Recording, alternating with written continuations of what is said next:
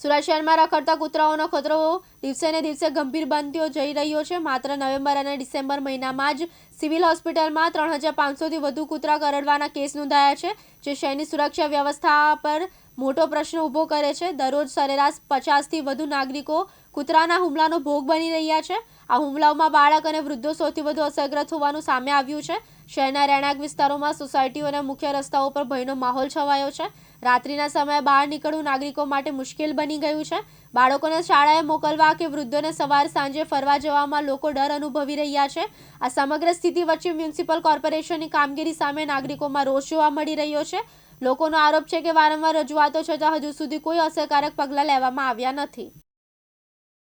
મારું નામ છે મિહિર કાપડિયા ને હું સાંજે 7 વાગે ઓર્ડર પર જતો હતો, તો ઘરની પાસે જઈને ઊભો રહ્યો હતો સાઈડ પર ને ગાડી સ્ટેન્ડ પર મૂકી તો અચાનક જ કૂતરું આવીને કડીને ચાલ્યું ગયું ને જે કૂતરું જ્યાં હતું બેઠેલું મારાથી થોડું દૂર થોડા મીટરના અંતરે બેઠેલું હતું, એ કૂતરું અચાનક જ આવીને કડીને ચાલ્યું જાય છે।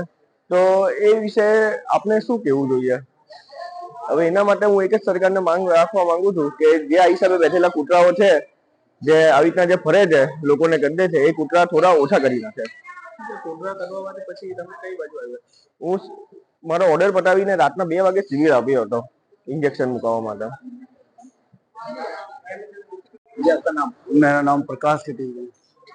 क्या हुआ था कि आपके साथ? वो कुत्ते ने काट लिया। वो पानी का बोतल लेके जा रहा था मैं, कौन सी जगह? ये अपने ताड़वाड़ी रांदेर।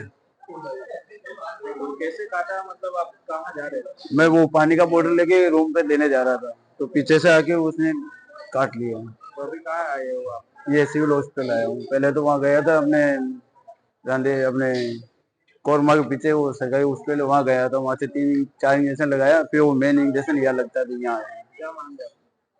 मेरी क्या मांगे? डिमांड है ये अच्छा हो जाओ, ठीक है। फिर यासीन दारा, दिव्यांग न्यूज़, सूरत।